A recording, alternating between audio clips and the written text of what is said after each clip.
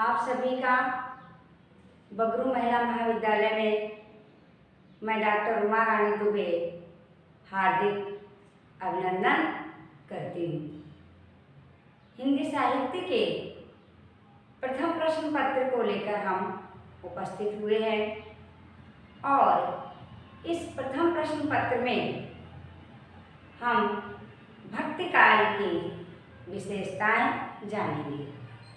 इससे पहले भक्ति काल के नामकरण और भक्ति काल की धाराओं के विषय में हमने जाना था। हमें आशा है कि आपने भक्ति काल के नामकरण और उसकी धाराएं समझ ली होगी। तो आज उसी क्रम में आगे बढ़ते हुए हम भक्ति काल की प्रवृत्तियां पढ़ेंगे।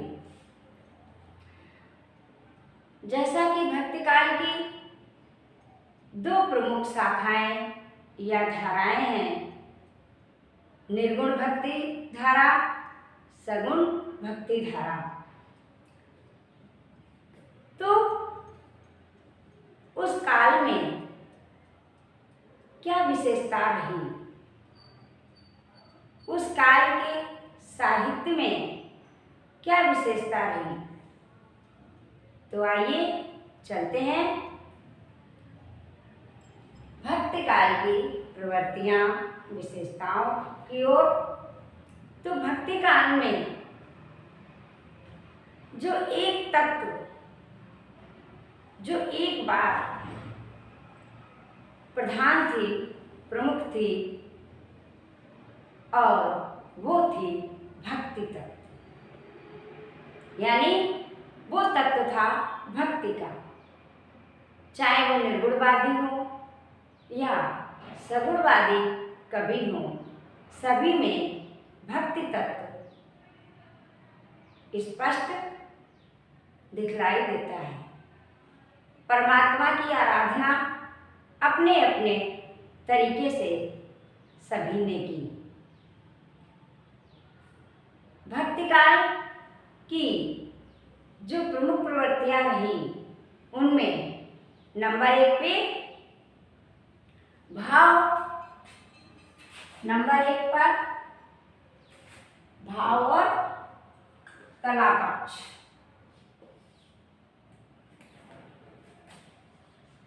भाव और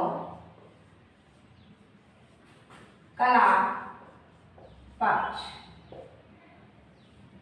का समन्वय, का समन्वय। दूसरी जो प्रवृत्ति थी वो थी भाषा का उत्कर्ष।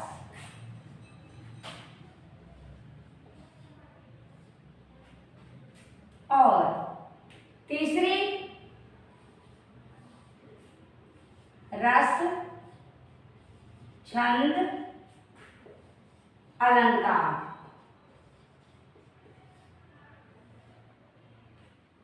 अब चौथी प्रवृत्ति में अन्य प्रवृत्तियां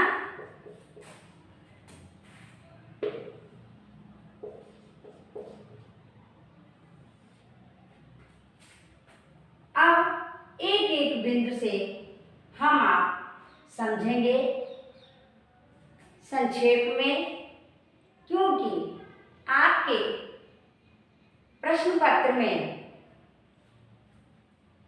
जो प्रश्न आता है भक्ति काल से संबंधित, वह दीर्घ न होकर लघु होता है।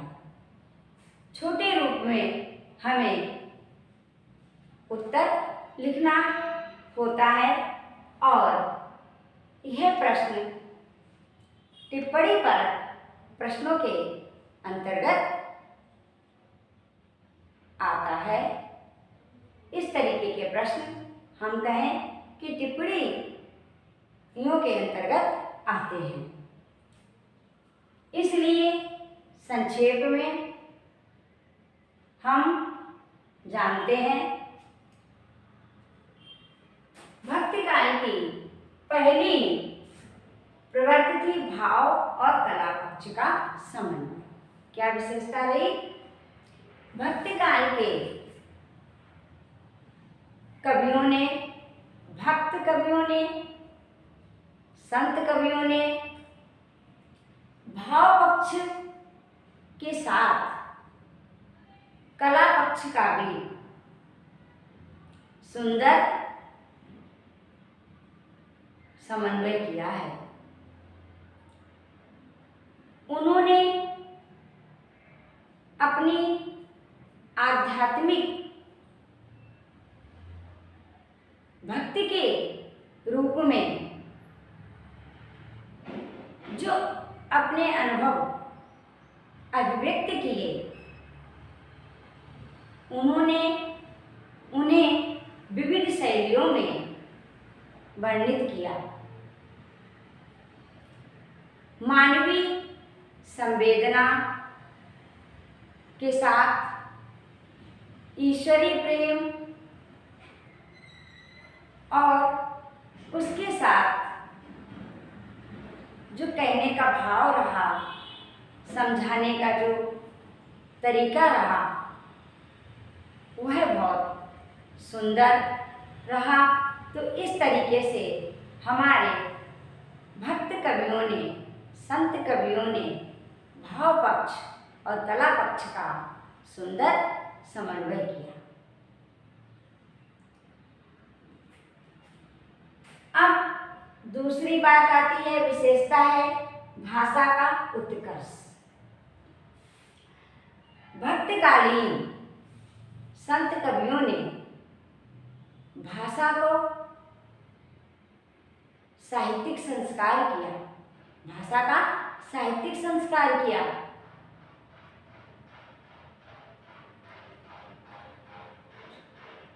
तुलसीदास जी ने अवधी भाषा का साहित्यिक संस्कार किया, तो सूरदास जी ने ब्रज भाषा की गरिमा को बढ़ाया। तो एक तरफ अवधी भाषा का विकास हुआ, उसे साहित्यिक संस्कार दिया हमारे तुलसीदास जी ने, तो दूसरी तरफ हमारे सूरदास जी ने ब्रज भाषा को इतना आगे बढ़ाया, उन्होंने उसे साहित्यिक रूप प्रदान किया। कहने का भाव है कि सूरदास जी ने ब्रज भाषा की गरिमा बढ़ाई और कबीरदास जी की भाषा खिचड़ी भाषा है। उनकी जो साखी है, रमैनी है, शबद है, सभी में आपको देशज शब्द मिलेंगे। तो इस तरीके से उनकी जो बोली है वो सदुक्कड़ी भी कही जाती है। उनकी भाषा को सदुक्कड़ी भाषा भी कहते हैं और खिचड़ी भाषा भी कहते हैं। उनकी भाषा खिचड़ी भाषा होते हुए भी अपने भावों को व्यक्त करने में वो पूर्ण रूप से समर्थ है, सक्षम है। इस तरीके से हमारे भक्त संत कवियों ने भाषा का उत्कर्ष किया, भाषा को साहित्यिक गरिमा प्रदान की। अगली प्रवृत्ति है रस, छंद, अलंकार। तो भक्तकालीन संत कवियों ने श्रृंगार रस, शांत रस और वात्सल रस की गरिमा बढ़ाई। सूरदास जी ने श्रृंगार रस के साथ वात्सल रस का इतना सुंदर निरूपण किया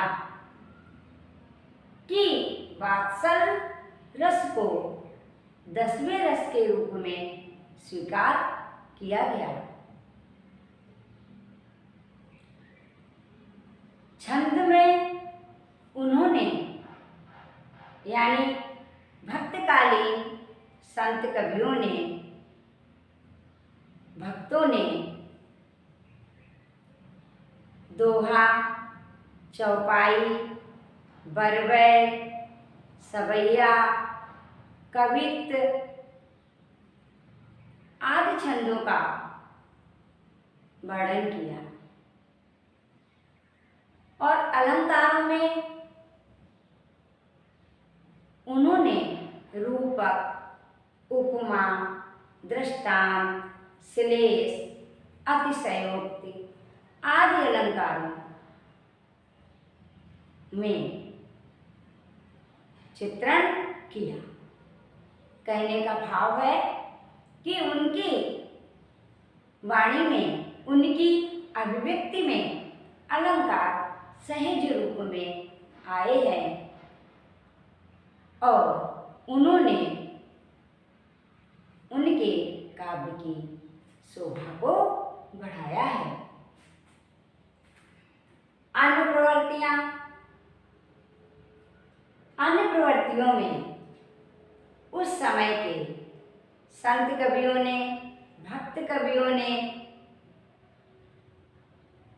समाज में फैली कुरीतियों पर, रूढ़ियों पर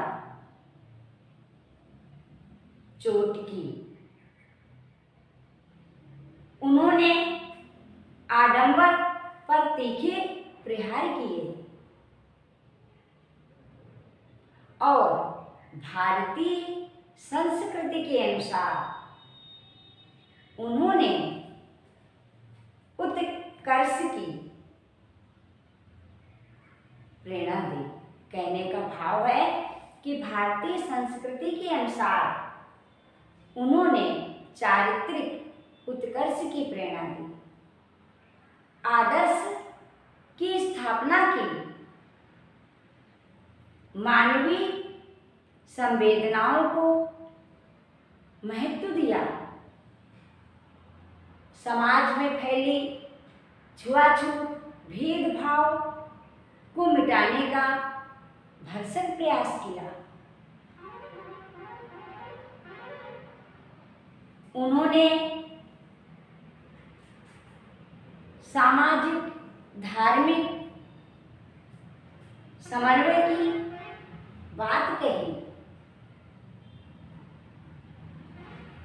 सामाजिक, धार्मिक समन्वय की विराट चेष्टा जैसी विशेषता हमें भक्तिकाल में देखने को मिलती है और भक्तिकाल हिंदी साहित्य का इसीलिए स्वर्ण युग कहा जाता है। तो ये हमारे भक्तकाल की प्रवृत्तियां थी। अब हम इसी क्रम में दूसरी ओर बढ़ते हैं। भक्तिकाल की जो धारा है, निर्गुण भक्ति।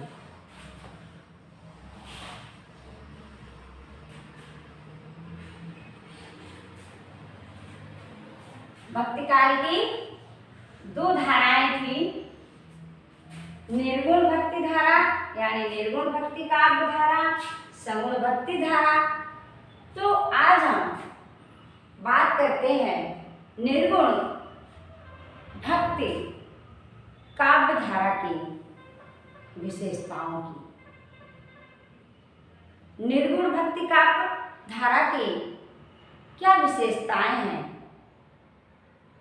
उन पर प्रकाश डालिए। इस तरीके के प्रश्न हमारी टिप्पणी पर प्रश्नों के अंतर्गत पूछ लिए जाते हैं। तो आइए, नंबर 1, निर्गुण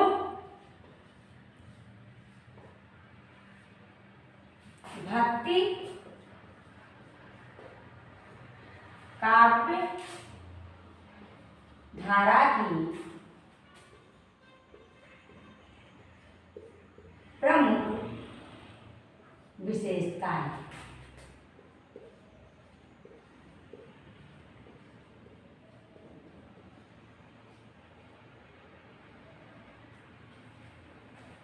निर्गुण भक्ति काव्य धारा की प्रमुख विशेषताएं। तो यह हमारी निर्गुण भक्ति काव्य धारा है और इस काव्य धारा में आपको याद होगा कि पिछली बार हमने बतलाया था कि ज्ञानाश्रयी शाखा या धारा, प्रेमाश्रयी शाखा या धारा। तो ज्ञानाश्रयी शाखा को हम संत काव्य धारा भी कहते हैं और प्रेमाश्रयी शाखा को हम सूफी काव्य धारा भी कहते हैं। तो हमारी आज निर्गुण भक्ति काव्य धारा की विशेषताओं की बारी है। तो इस धारा की प्रमुख विशेषताएं क्या हैं, देखिएगा। इसकी विशेषता है नंबर 1 पर निर्गुण ब्रह्म की उपासना। निर्गुण ब्रह्म की उपासना, ये इसकी पहली प्रमुख विशेषता है। नंबर 2, ज्ञान और प्रेम तत्व की प्रधानता। नंबर 3, भौतिकता का विरोध। भौतिकता का विरोध।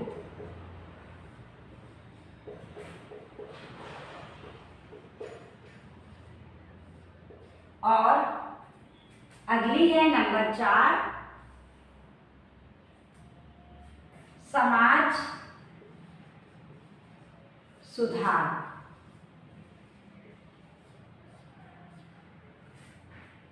अब अगली है गुरु का महत्व।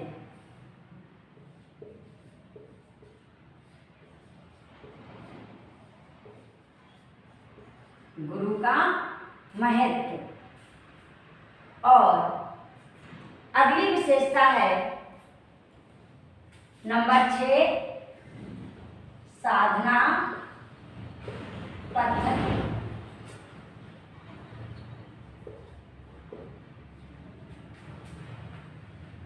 नंबर 7 है कला पक्ष।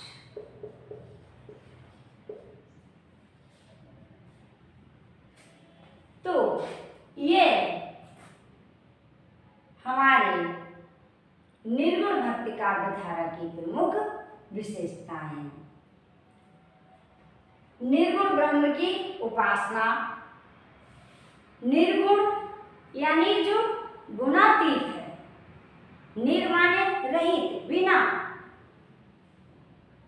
और गुण माने गुण, जो रजोगुण तमोगुण सतोगुण से परे है, उसकी उपासना, उसकी आराधना।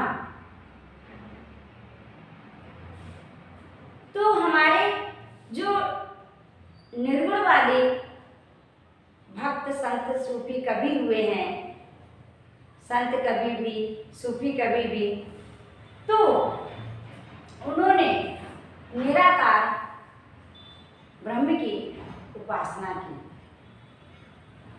निर्गुणवादी भक्त कवियों ने निराकार ब्रह्म की उपासना की और उन्होंने परम ब्रह्म परमेश्वर को सर्वव्यापक बतलाया।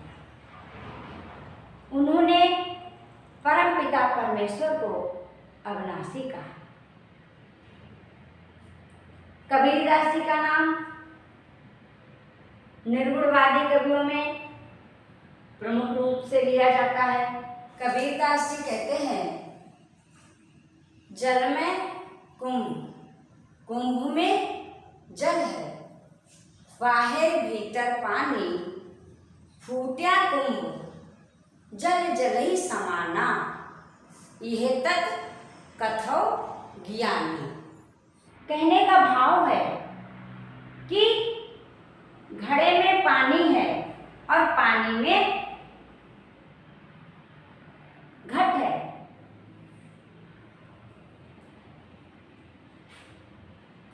कण कण में उस परमात्मा का निवास है।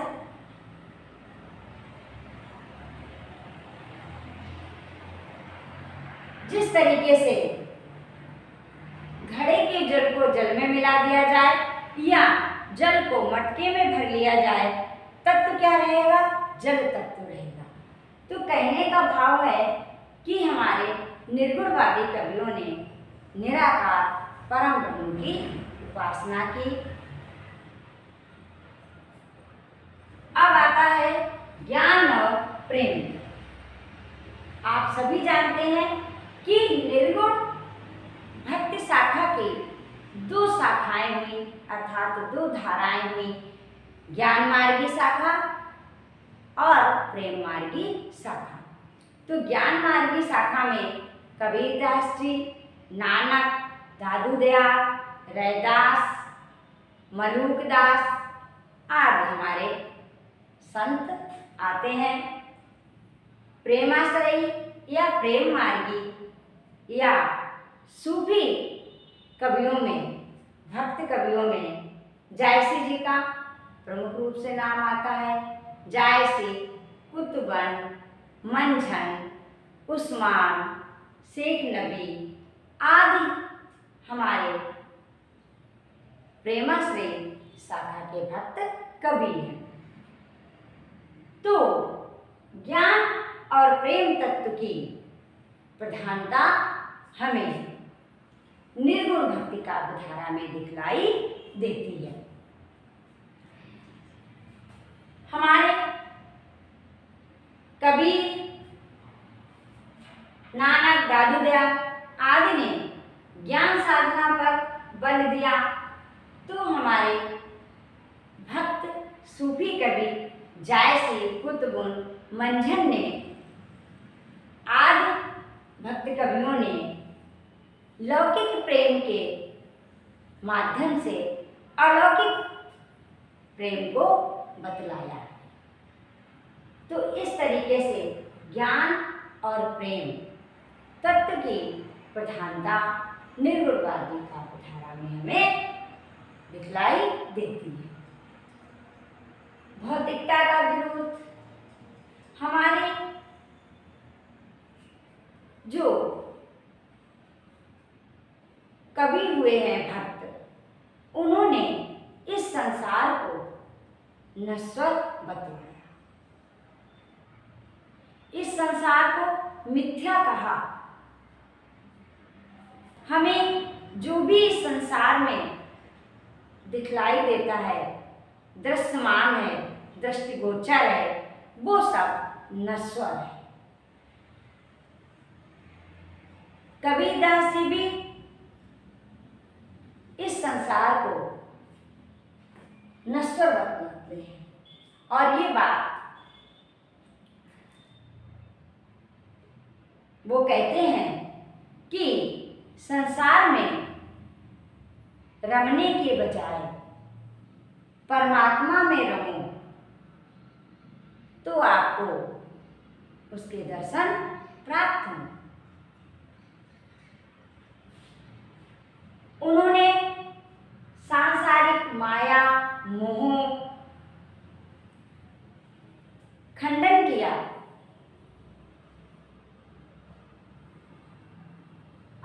जानते हैं उन्होंने आडंबर का भी विरोध किया। तो इस तरीके से उन्होंने सांसारिक विषय वासनाओं को भ्रामक बतलाया और कहा कि इस भ्रम में पढ़ने की अपेक्षा आप सत्य को पहचाने, आप उस ज्ञान तत्व को जाने जिसके आप अंश हैं। अगला समाज सुधार। समाज सुधारक कबीरदास जी को कहा जाता है। हमारे निर्गुण भक्त कवियों ने समाज में फैली कुरीतियों का यानी आडंबरों का, रूढ़ियों का, कुरीतियों का उन्होंने विरोध किया और समाज में फैले छुआछूत, भेदभाव आदि को मिटाने का प्रयास किया। हिंदू मुसलमानों के मध्य जो आत्मीयता की दूरी थी, उस आत्मीयता को बढ़ाने का कार्य किया। धार्मिक समन्वय की बात कही। सभी जीवात्मा में वो परम सत्ता विद्यमान है, ऐसा इन भक्त कवियों ने कहा। और इस तरीके से निर्गुण काव्यधारा के कवियों ने समाज सुधार की बात कही और ये उनके काव्यधारा की विशेषता बतलाई गई। गुरु का महत्व। इन कवियों ने गुरु का विशेष महत्व बतलाया। गुरु की महिमा का वर्णन किया। गुरु ही हमें परमात्मा तक ले जाता है और वो हमें परमात्मा के दर्शन कराता है। तो कबीरदास जी का आप सभी जानते हैं कि उनका क्या कहना है। गुर गोविंद दोनों खड़े काके लागू पाए, बलिहारी गुर आपने गोविंद दियो बताए। यानी गुरु के माध्यम से हमें परमात्मा के दर्शन हो जाते हैं और वो कहते हैं कि हमारे गुरु ने हमें परमात्मा के दर्शन करा दिए हैं। तो गुरु का विशेष महत्व काव्यधारा की विशेषता रही। अब आती है अगली विशेषता, साधना पद्धति। भक्त कवियों की रचनाओं में हमें साधना पद्धति का उल्लेख मिलता है। जैसे हठ योग, प्राणायाम, आसन, समाधि, षट चक्र, इड़ा, पिंगला, सुषुम्ना आदि साधना पद्धतियाँ हमें इनकी रचनाओं में दिखलाई देती हैं, यानी इन्होंने उनका उल्लेख किया है। कला पक्ष निर्गुण भक्त कवियों का सशक्त है। उन्होंने शांत रस, श्रृंगार रस के व्यूह पक्ष का वर्णन किया और इनके कला पक्ष में हमें विविध शैलियाँ दिखाई देती हैं।